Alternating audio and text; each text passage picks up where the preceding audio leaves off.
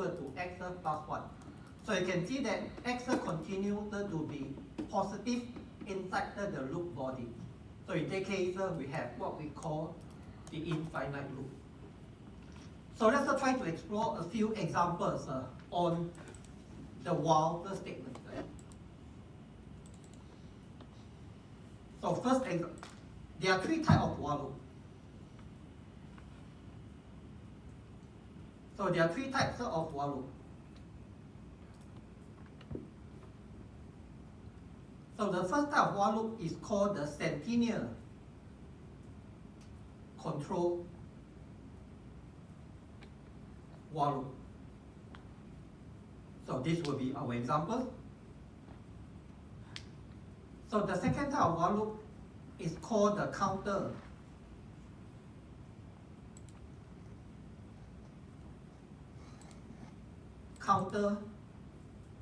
control while loop.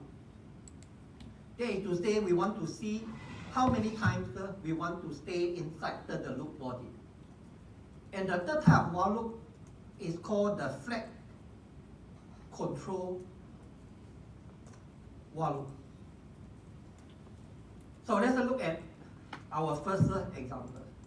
Now, I say read in some, how many I don't know, positive integer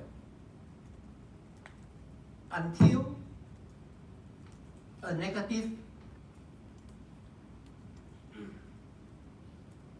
integer is read. During the reading, we wish to get the largest integer read. So we have a set of integers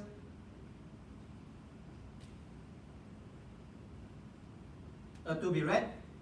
So during the reading, we want to determine which one is the largest. And we, of course, after that, we display the largest information. So I import java.util.scanner.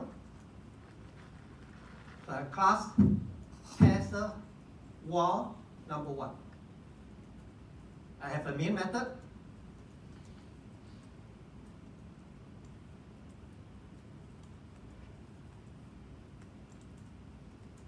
Yes. So I define the scanner object.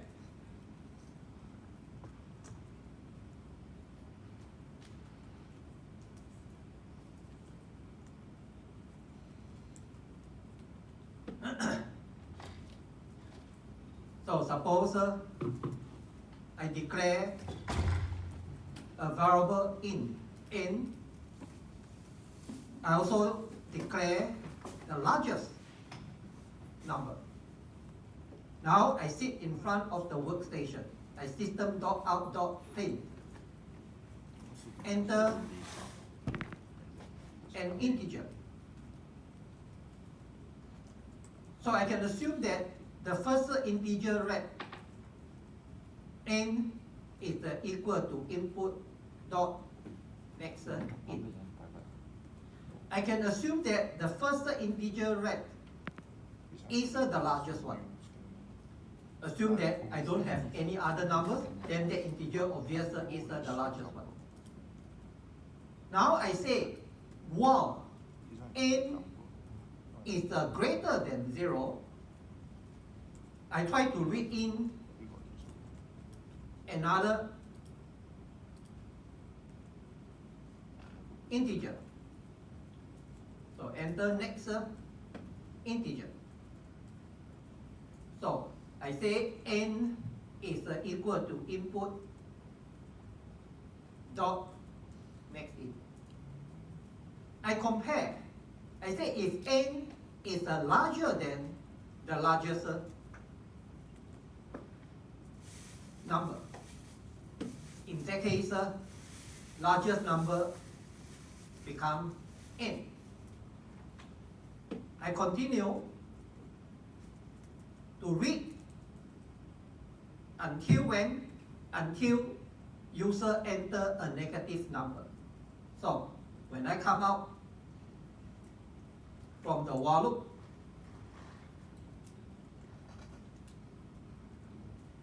printf, so the largest number is %d, %n, followed by the largest number. I close the main method, I close the class. So I save as a test while number 1, Java, I save.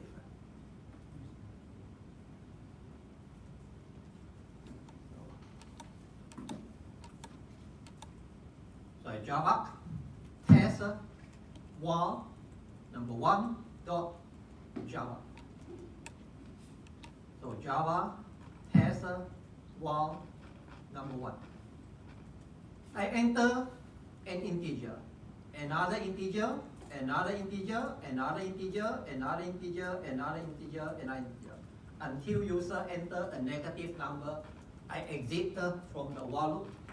I then display the largest number is 4, 5, 6, 7, 8. After you finish your design, you may want to ask, is this while loop a good while loop? I say that this while loop is not a good while loop. According to our assumption, the moment user enter a negative number, we must stop. We should not continue to do any reading. So therefore, if I'm inside the loop, user enter a negative integer, I still need to compare. By right, I should not compare. I must come out. So therefore, this version is not a good version, right? This version is not a good version. Now we call it a centennial. This is a centennial while loop.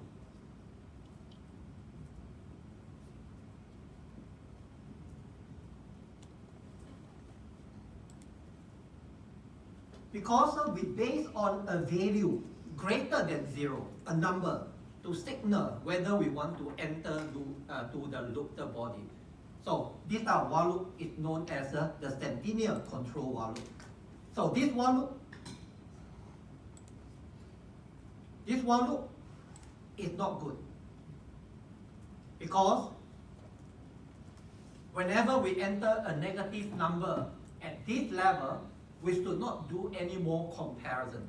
We must come out immediately from the while loop. Now, how to improve it? Suppose I save as version 1A. Version 1A.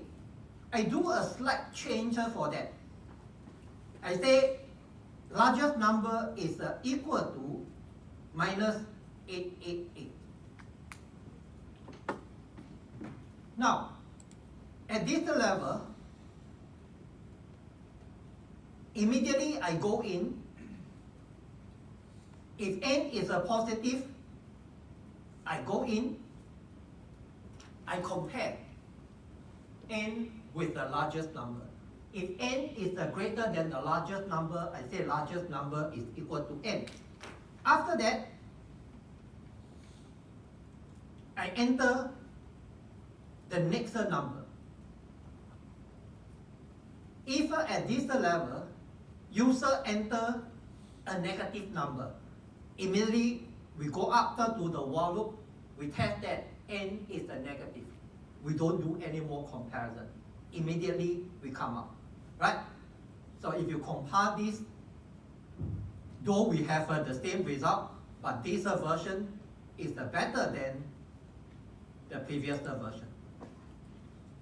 So 1A, I still enter some integer, some integer, some integer, some integer, some integer, some integer, until user enter a negative number, we come out.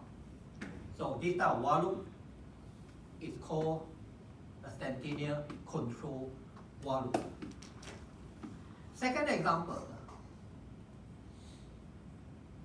we are saved as the version 2. So we want to explore the counter control while loop. Now, this is the version number 2. Suppose I say read in 10 integer. We wish to know the largest and the smallest integers, right? So now we want to determine the largest and the smallest integer. And we say that we have a total of 10 integers. Now I can declare the variables largest number and smallest number. Number can be positive, number can also be negative. So the very first time when I read an integer, this is my first integer. I can always assume that the largest number is equal to n and the smallest number is also equal to n. Now I want to count up to 10 times. I already have the first integer. So maybe I say enter integer 1, right? I enter my first integer. Now I introduce a counter. I say counter is equal to 1. Now I say while the counter is less than 10,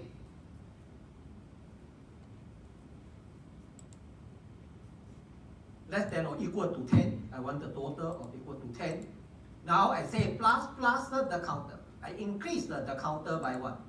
So now I try to input the next integer. So maybe I say enter integer, I use the printf, enter integer percentage d, comma, the counter. So I enter integer number 2. I compare. If n is greater than the largest number is equal to n. If n is smaller than the smallest number, smallest number is equal to n. Now I continue to read and to read until counter is equal to 10, right? So when I exit from the while loop, I say the largest number is the largest number. I can also system.out.printf, the largest number is percentage d, percentage n, comma, the smallest number.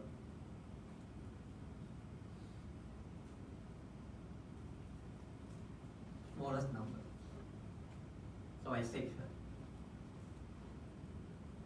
So now I'm in the workstation, Java, number 2.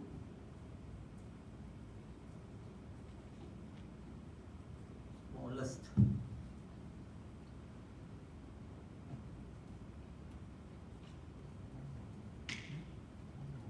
Java, number 2, Java, number 2. Enter first integer, enter second integer.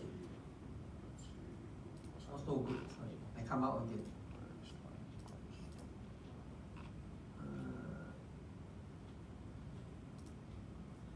I should put the percentage d here.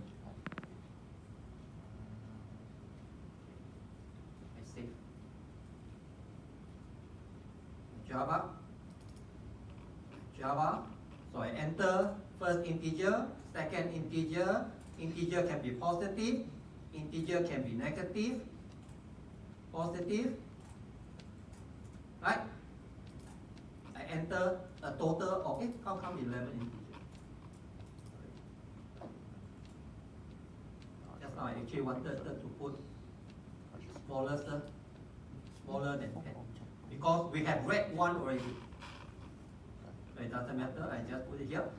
So therefore you can see that we continue to read and to read until we have some up to 10 the number, right? So I change up to 10 number. So during the reading, I want to determine which one is the largest one and which one is the smallest one. Now, sometimes I'm sick of doing the data entry.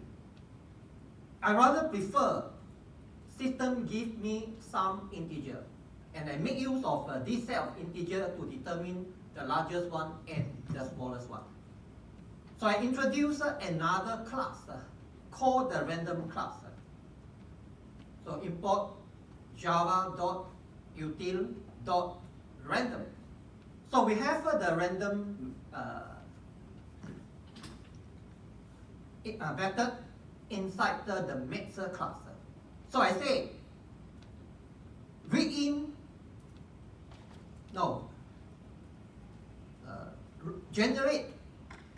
generate some integer.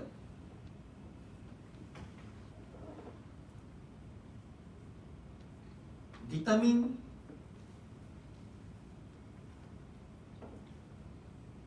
the largest and the smallest integer. So I try to generate some integer. How many, I don't know. So in that case, I don't need to do the import anymore. I define the random.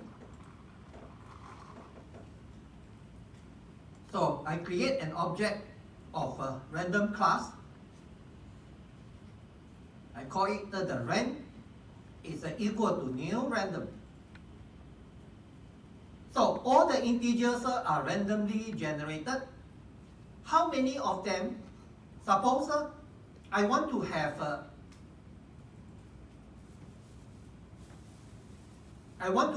k integer. What is my k? So wish to have a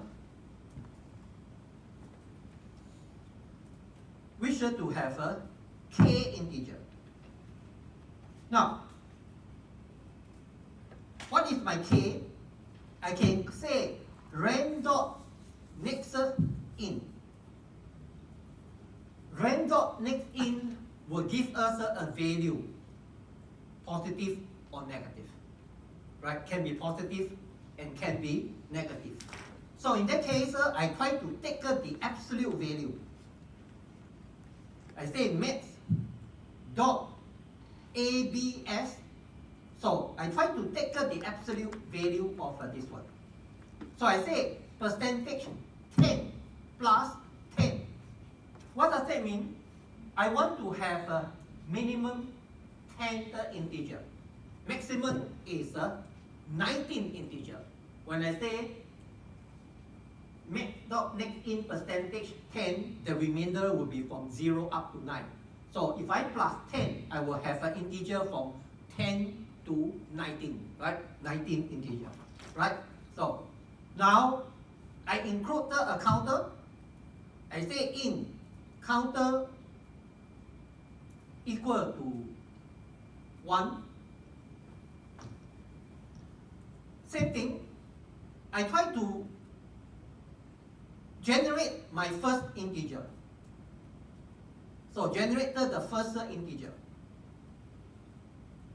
So I can say n is equal to input, rand dot next in. And then I will say largest number is equal to n, smallest number is also equal to n. Now I have a counter. So I can say I can print out the integer. So I can say system dot out dot printf. I put number percentage, maybe percentage d,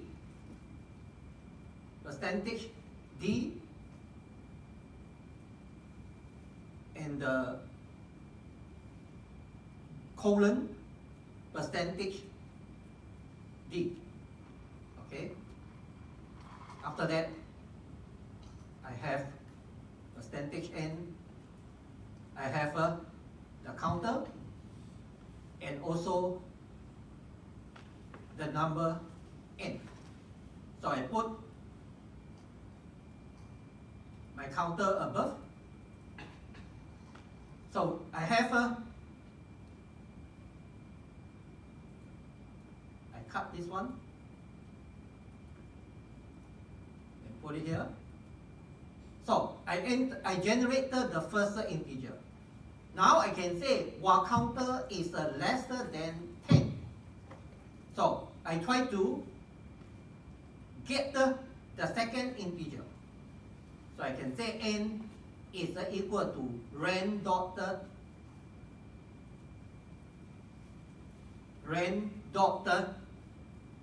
next in, right? Ren dot next in. After that, if n is greater than the largest number is equal to n. If n is smaller than the smallest number is also equal to n. So now I save. I Java version 2a, and Java version 2a. Oh, I haven't changed the 2a.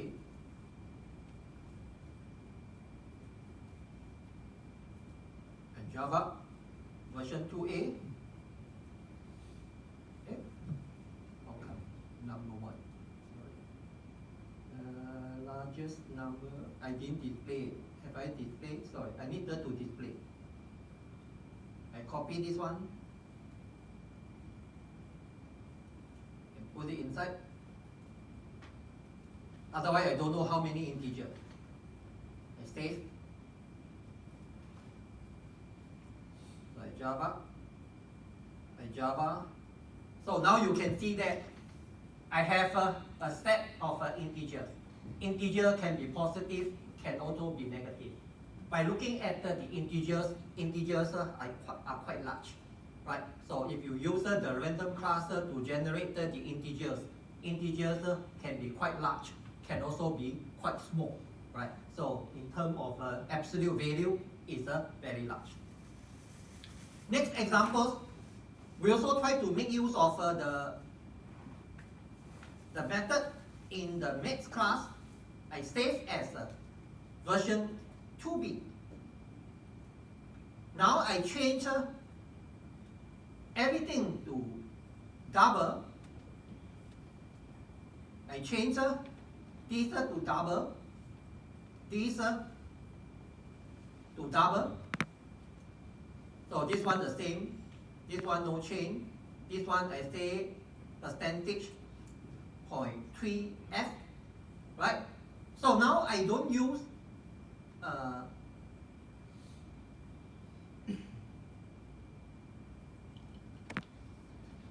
in that case over here I will use what? I will say n is equal to math dot random. So now you can see that I used the random method defined in the maths class. I multiply by 1000. The numbers should not be too large. After that, I have I display my first number. Then I try to get another numbers. So I copy this. I try to get another numbers. After that, this one I also change to percentage 0.3f, percentage n. Now over here, I don't uses the if-else statement to do the testing, I can say largest number is equal to, I call the method, the mixer method defined in the random class, right, in the mix class, to get the largest of the two. Which two, the largest number, and also n. And then I can also say smallest number is equal to max dot mean. There's the mean method, smallest number, and the n. So when I exit from the while loop, I can print out the largest number. I can print out the smallest number. So now I save. So I Java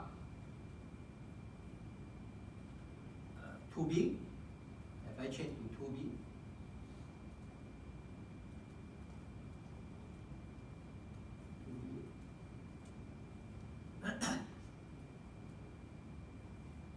so I Java 2B, and then Java 2B. So you can see that we have a set of random numbers, right? Less than 1000. So from here, I can determine the largest number and also the smallest number, right? And also the smallest number. So let's look at, I will take out the version 2B. I open the 2A.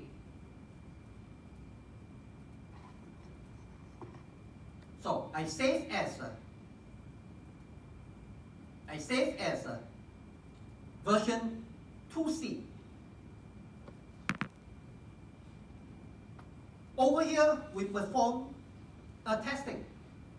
I can replace this testing by what? I can replace this statement by what? I will say largest number is equal to n greater than largest number. So, question mark. Last lesson we have explored conditional expression.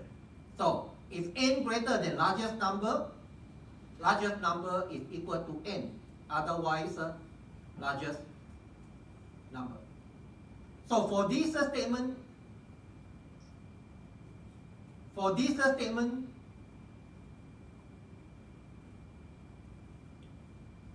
I can also replace that by smallest number is equal to n smaller than smallest number. Question mark, n colon smallest number. So now I save.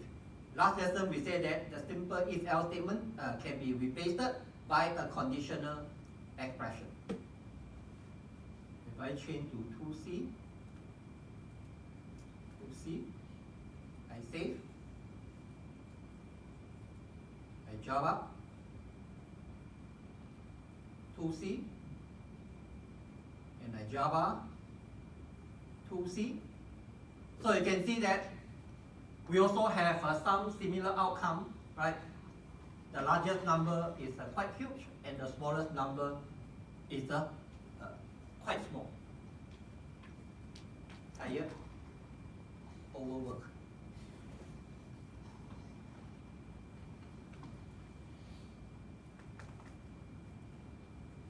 Now, version.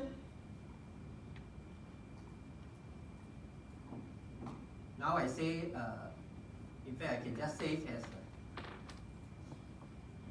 version number 3.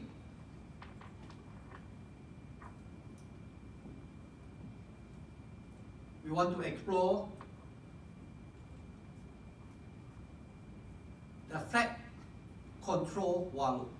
So this is the version number 3. Now, I throw away everything.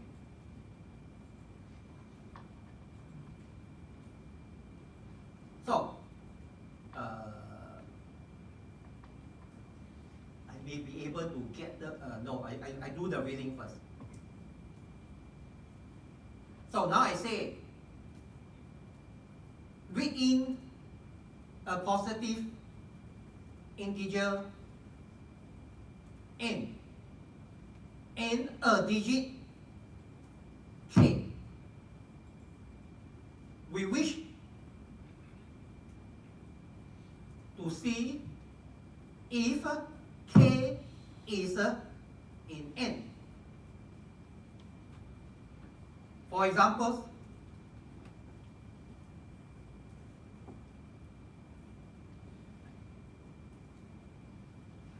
if n is equal to 1, 2, 3, 4, 5, 6, and k is equal to 2. So this implies k is in n. So if k is equal to 7, so this implies k is not in n. So we want to see whether a digit is in n, right? So now I say scanner input equal to new scanner system dot in.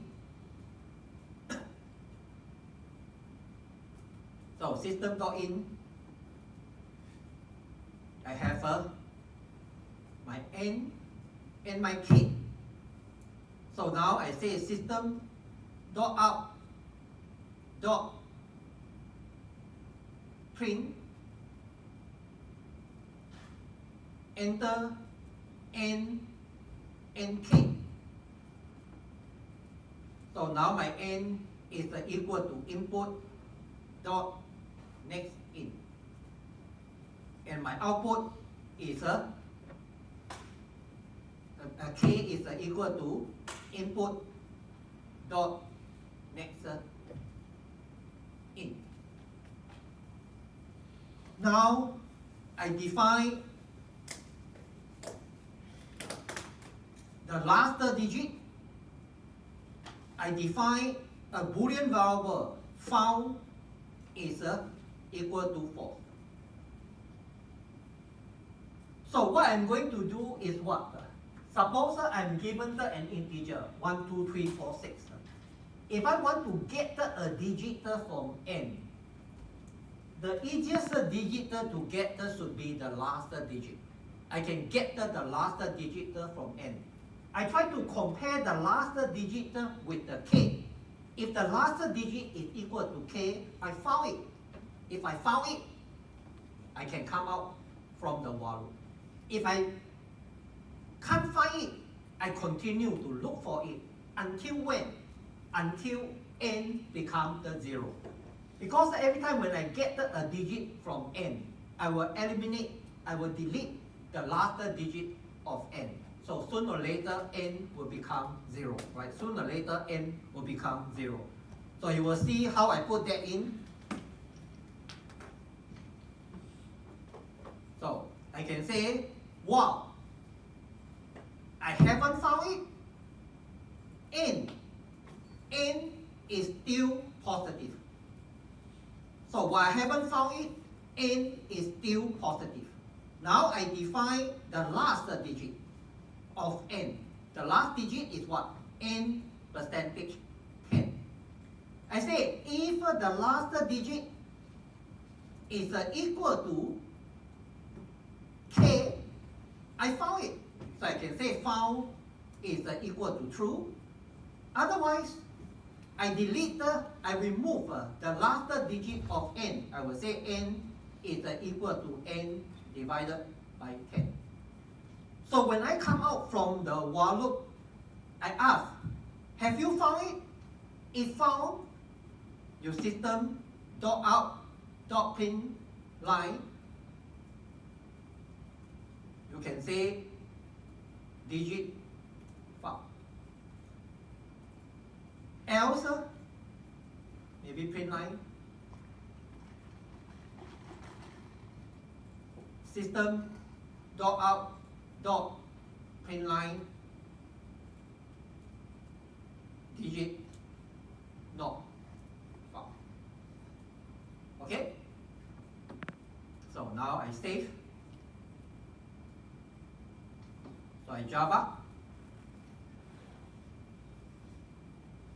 number 3.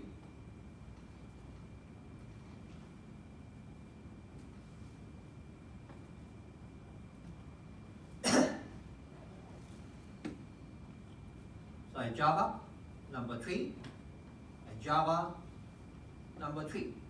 I enter an integer, I enter a k digit found. I enter another integer, I enter a digit not found. So this is what we call the flag control while loop. It based on a Boolean value to signal whether you want to enter to the looped body. Right? This is called the flag control while loop. Now, suppose I save as a version 3a. I save. Now I say read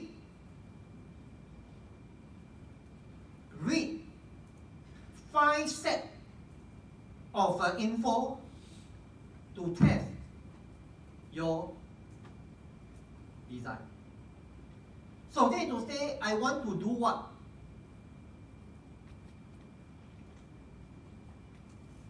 For all of this, I want to repeat 5 times. Right? I want to repeat 5 times. In the past, we just copy and paste 5 times. But now we don't copy and paste 5 times. We try to put a loop that contains all the content. So you see what I do? I put a tab key, right? I press a tab key. Everything here will be inside a compound statement. So I try to have a compound statement. First, opening curly bracket, in the closing curly bracket. Now I define a counter. I define a counter. I will say in the counter equal to 1. I can say while the counter is less than or equal to 5.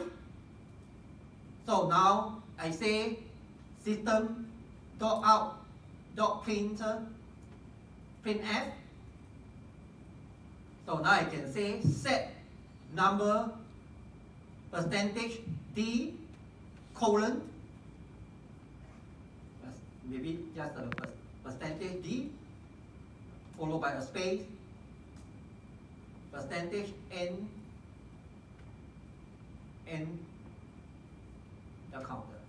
So after that, before I exit from the loop, I say counter plus plus plus. I have a partition.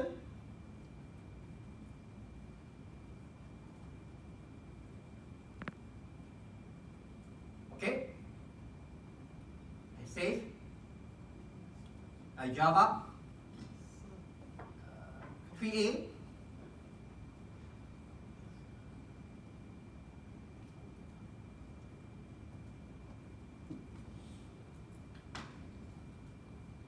So I Java 3a and a Java 3a.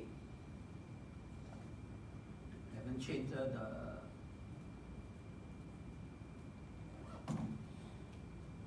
save. So Java 3a, set number 1, an integer 8 not inside, an integer 4 inside. The third set 8 not inside, 3 inside, and the last integer 7 is the inside. So therefore, you can see that we can repeat a task many times. If you look at this feature, what do you see?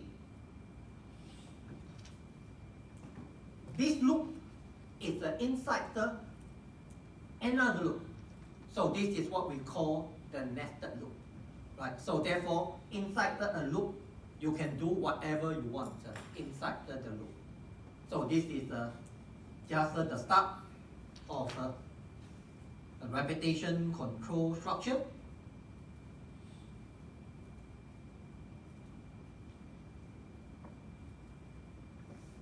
Now we go back to see the second type of loop, which is the for repetition statement. So the general format for the statement is for initialization, loop continuation condition, increment. So you can see that you used the semicolon to separate the three tokens. The first token is the initialization. The second token is the loop continuation condition. And the third token is increment. After that, you also have a pair of curly bracket or a compound statement to put in some information inside. And the initialization expression named the loop control variable and provide it the initial value. And loop continuation condition determine whether the loop should continue executing. Increment modify the control variable's value so that the loop continuation condition eventually become false. And the two semicolons in the for headers are required, right? So you have three tokens. First, initialization. Second, loop continuation condition. Third, the increment. So the for repetition statement specify the counter control repetition detail in a single line of code. So this is also known as the counter control loop. Now, in the while loop, we also have the counter control loop. Ideally, if you know exactly how many times you want to stay in a loop body, 5 times, 20 times, 30 times, in that case, it would be better that you use a for loop.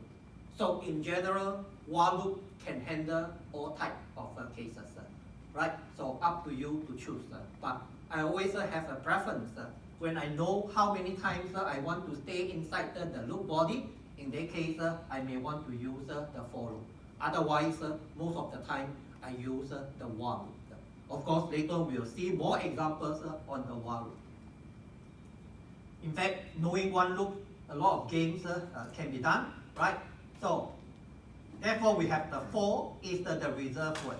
And the second one is the control variable counter equal to 1. We need to initialize it. And the next one is the loop continuation condition. For example, counter is smaller or equal to 10. And the last one is the increment to increase the counter by 1. So first we do the initialization. After that, we enter to the loop body. Then we increase the counter by 1. And we perform the test to see whether counter is within range. So when the for statement begins executing, the control variable is declared and initialized. Next, the program checks the loop continuation condition, which is between the two required semicolons.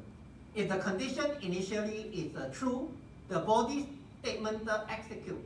After executing the loop body, the program increments the control variable in the increment expression, which appears to the right of the second semicolon. Then the loop continuation test is performed again to determine whether the program should continue with the next iteration of the loop. For examples, a few examples. I want to vary the control variables from 1 up to 100 in increment of 1.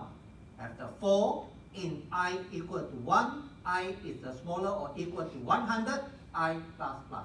So this is I want to increase I by 1. So the second one, I want to vary the control variables from 100 to 1 in decrement of 1. So now you can see that for int I is equal to 100, I is greater or equal to 1, I minus minus. So I go downward. The third one, I vary the control variables from 7 to 77 in increment of 7. I have a for loop for int I equal to 7, I is smaller or equal to 77, I plus equals 7 in a step of 7. So the next one, I want to vary the control variables from 20 to 2 in increment of 2.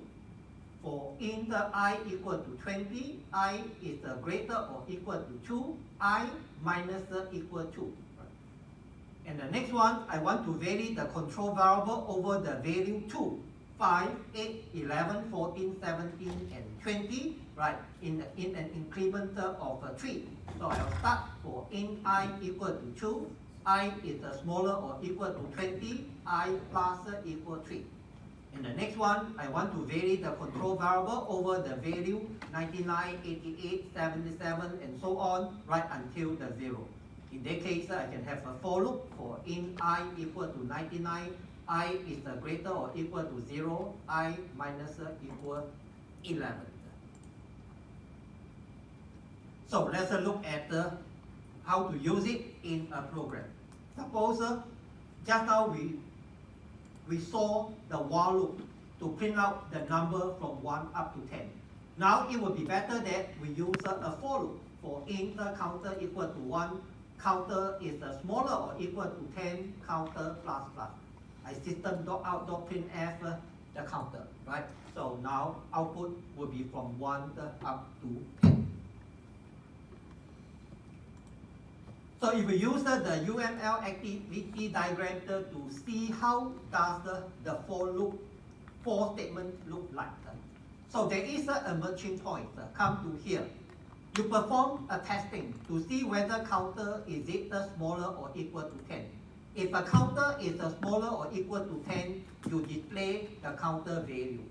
After that, you increase the counter value by 1, counter plus plus. Now you come down to do the merging point, continue to check whether counter is it smaller or equal to 10.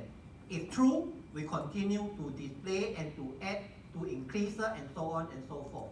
Until when? Until counter is greater than 10, we exit from the repetition. Outside the repetition, we can do whatever we want. So let's look at another lecture note example. Suppose we have a task to find out square root of a perfect square number. And we want to print the square root of a given perfect square number. Here is our algorithm. We let x equal to 1. We say that if x times x is equal to the given number, we stop the loop. Else we say x is equal to 1 and we repeat the step number 2. So when we exit from the step number 2, we print out x. This is our flow diagram. We start with the I equal to 1. We try to check is 1 times 1 equal to n. If no, we increase I by 1, I become 2. We now come down to check is the 2 times 2 equal to n. If answer is still no, we increase I by 1, I become 3. So we now check whether 3 times 3 is it equal to n. If the answer is yes, we try to print out the vi. Now a bit odd to see a for loop with a no statement. If my n is equal to 81, in I, right, I can have a for loop for I equal to 1, I times I is not equal to n, I plus plus. If such is the case, we do nothing inside the for loop. We just continue to repeat until when? Until I times I is equal to n. So when we exit from the for loop, we try to print out the value of I. Now of course, if you ask me to implement this program, I don't think I want to use a for loop that the body is empty. I rather prefer to use a while loop rather than the for loop. Okay, so we can take a break. After the break, we'll see some more examples to see how to combine the two loops together in some examples.